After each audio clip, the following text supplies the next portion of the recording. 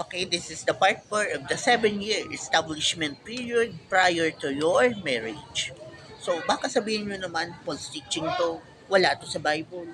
Anong wala sa Bible na ginawa ka ni Jacob? Pambira yan.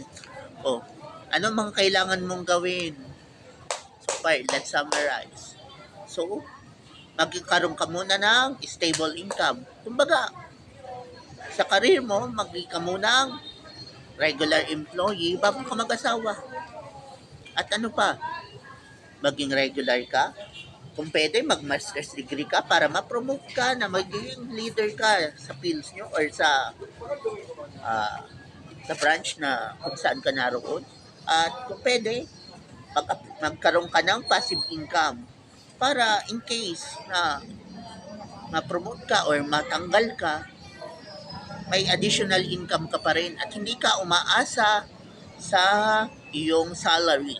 Kasi pag minsan ng salary, lalo na sa government, every 3 weeks, ay should I say, every 3 months.